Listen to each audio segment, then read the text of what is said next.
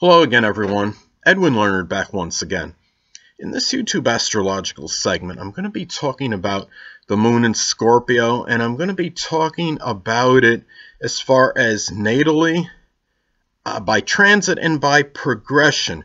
Now, many of you may know when I first started my astrology videos in the very early stages, I did a video about the moon, and it was the moon in Scorpio, but I was talking about it natally. In this one, I'm going to expound on it more. I'm going to talk about it natally and by transit and by progression. And anyway, the first thing I want to get to is I think a lot of people sadly have a misconception about the moon in Scorpio. I think there's a lot of people that think it's so negative and adverse and nefarious because it is in its fall. Now, I understand the moon in Scorpio being in its fall. Astrologically, it would be considered by many the worst placement for it by position. But there are positives with the moon in Scorpio as well. Moon in Scorpio people can have inordinate willpower. They could have an indomitable spirit. They could have, as far as emotional needs go, they can be very strongly interested in astrology, the occult, supernatural subjects in investigation. They could often be very good at researching, doing deep research, psychology, psychiatry. They generally can be very good at deciphering the motives and intentions of other people, and they can be awesome at getting to the heart of matters in situations. Now, I understand the moon in Scorpio can have a difficult time often in expressing, conveying their emotions, but that's not all negative. Now, the moon in Scorpio, well, in a crisis situation, this can actually serve well when facing adversity. They can control their emotions often, where a lot of people may be panic-stricken and become very frantic. They could be almost unflappable and keep their composure while others are panicking and not handling the situation accordingly.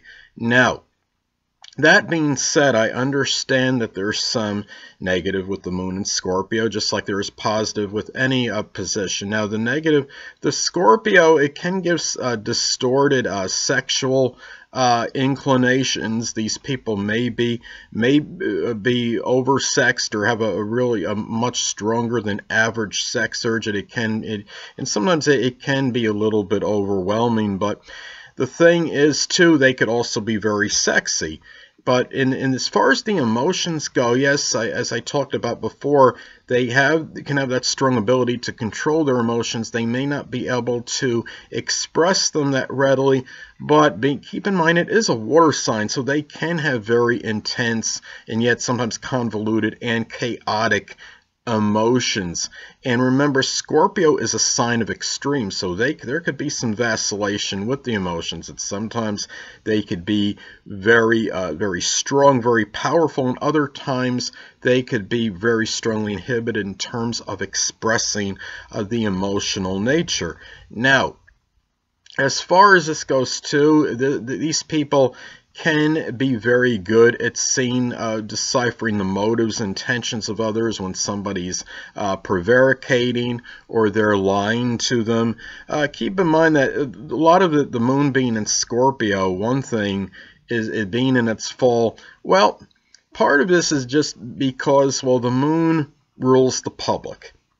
And Scorpio is a sign that really can be averse to this. They really can be very strongly secretive, will not tell many people about themselves. I have a friend that has the moon in Scorpio, and he is very super secretive, especially regarding personal matters. A lot of things that, like, when I'll talk to him, he'll give me very concise answers and he won't elaborate or expound on really what he could do. I mean, as far as his responses go to the questions. And These people can make very good detectives as well, and very good investigators. Another reason why the moon is in fallen Scorpio, keep in mind that the moon is about procreation. It rules Cancer, and that's the sign of life-giving.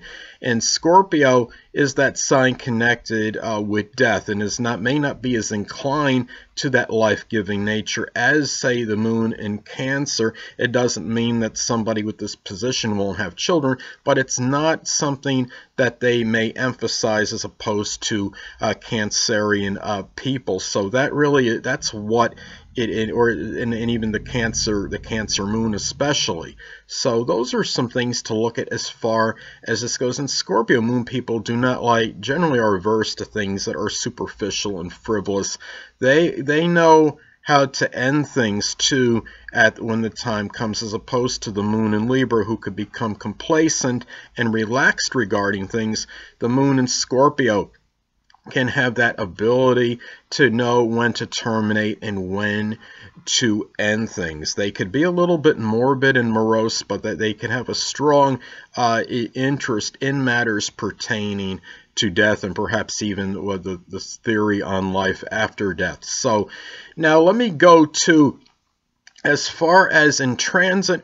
Well, in transit, keep in mind that the moon in Scorpio will only transit Scorpio for about 2.5 days approximately on average. So it might be like a minor transformation or change one may make as far as this goes.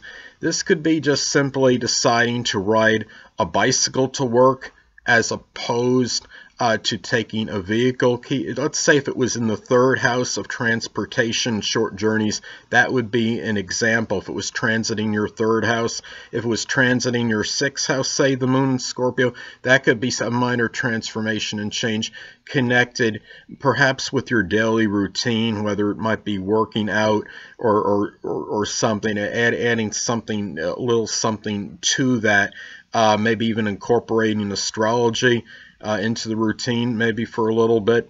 Now, another thing to keep in mind, when the moon transits Scorpio too, people generally aren't going to be about superficial things.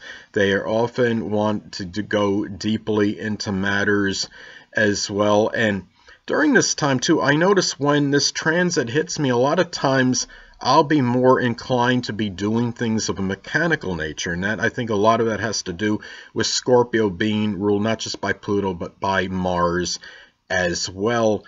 And Scorpio is a sign that can have an affinity for things of a mechanical nature. So I think that has a little something to do with that. And it could be a time where you might be more interested in doing things that involve transformation, such as rebuilding vehicles, if you're in the auto business, for example, or doing like recycling. That is a form of transformation right there. So, and also people might be a little bit more apt to make that change, even if it's a minor one during this transit, because keep in mind, when the moon was in Libra, people might be a little bit more complacent and more relaxed and more reluctant to take up, to try to do anything different. But when the moon hits Scorpio, it's almost the antithesis of this, and people may be more inclined to do so during that time. And also, when the moon transits Scorpio, people might be a little bit more caustic and more sardonic than usual. When the moon was in Libra, people may have been a little bit more relaxed, more tactful, more diplomatic. But when the moon hits Scorpio, it's in that spot where people can maybe come across a little bit more belligerent, or be a little bit be sarcastic, caustic, sardonic. They'd be more incisive with what they say. They get right to the heart of the matter often in their conversations. Now, last but not least, as far as the moon in Scorpio by progression, well, remember that a progression will last approximately 2.5 years on average, and it'll be a little bit more, a little bit less, depending on your house size. So when you have the moon transiting moon in your progress chart in Scorpio, well, this could be something that could last for a pretty good time, around 2 or 3 years. And It could be a major change. It could be something, let's say if it was in your 6th house, it could be something related to working out, for example, working out vigorously, transforming the body. It can be showing the moon if it's in Scorpio by progression. This could be a time where you might be more about deep research, studying things very deeply, taking up maybe astrology, something with the supernatural, the occult as an emotional need, learning psychology or psychiatry, doing something with detective work. If it was, say, you had your progressed moon in Scorpio in the 9th house, one of those things I just described you might take up as a course, say, at a college or university during this time, because that could be an emotional need, and also being in that house of higher education.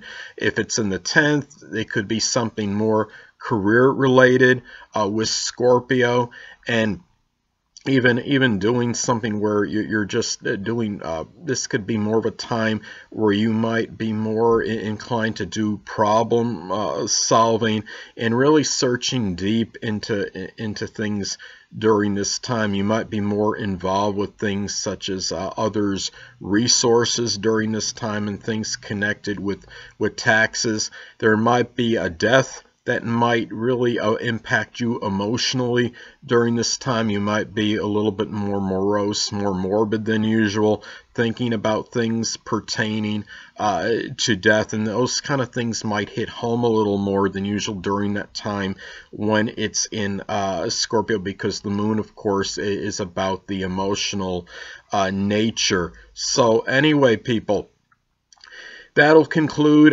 this YouTube astrological segment for about the moon in Scorpio, and stay tuned next time where I'll be continuing my series on the black moon Lilith in the houses. 2 things I want to get with you on before I head out. Firstly, the stars may impel but do not compel, and secondly, never isolate any single astrological element, aspect, planetary placement, position, configuration, influence, or what have you, and make an analysis of a person astrologically speaking based on this alone, because astrologically speaking, the person is the sum of all their components in their natal chart and not just one. Until next time, people, stay well.